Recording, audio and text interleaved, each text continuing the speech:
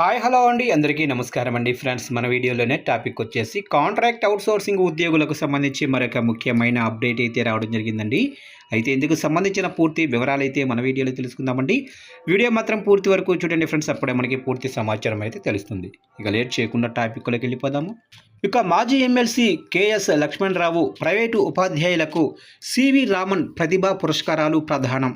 ఇక విద్యారంగంలో ముఖ్య పాత్ర పోషిస్తున్న ప్రైవేటు ఉపాధ్యాయుల సంక్షేమానికి ప్రభుత్వం చర్యలు తీసుకోవాలని మాజీ ఎమ్మెల్సీ కేఎస్ లక్ష్మణరావు అన్నారు.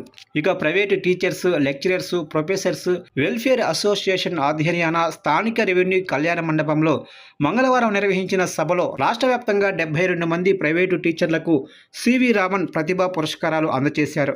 అసోసియేషన్ కన్వీనర్ ఎం సూర్యారావు అధ్యక్షతన జరిగిన సభలో లక్ష్మణరావు మాట్లాడుతూ రాష్ట్రంలో దాదాపు 36 లక్షల మందికి పైగా విద్యార్థులకు ప్రైవేటు ఉపాధ్యాయులు బోధిస్తున్నారని, అధికారిక లెక్కల ప్రకారం 1.20 లక్షల మంది ప్రైవేటు రంగంలో ఉపాధ్యాయులుగా పనిచేస్తున్నారన్నారు. కానీ వారిలో చాలామందికి కనీస వేతనాలు అమలు కావటం లేదన్నారు. ప్రభుత్వ పరంగా వారి కోసం చేపట్టాల్సిన చర్యలేవి చేపట్టడం లేదన్నారు. ఇక ముఖ్యంగా ప్రభుత్వం గుర్తింపు కార్డులు, హెల్త్ కార్డులు మంజూరు చేయాలన్నారు. ముఖ్యంగా సంక్షేమ బోర్డు ఏర్పాటు చేయాలని కోరారు. జన చైతన్య వేదిక రాష్ట్ర అధ్యక్షులు వి లక్ష్మణ్ రెడ్డి మాట్లాడుతూ రాష్ట్రంలో 20 సంవత్సరాలుగా ప్రైవేటు విద్యారంగం శరవేగంగా పెరుగుతుందని, కానీ టీచర్ల పరిస్థితి ఘోరంగా ఉందన్నారు. ఎం సూర్యారావు మాట్లాడుతూ హక్కులు సాధించుకోవటానికి ఉపాధ్యాయులు ఐక్యంగా ఉండాలన్నారు. ఇక ప్రైవేటు ఉపాధ్యాయుల సంక్షేమం, హక్కుల కోసం తమ అసోసియేషన్ నిరంతరం కృషి చేస్తుందని చెప్పారు.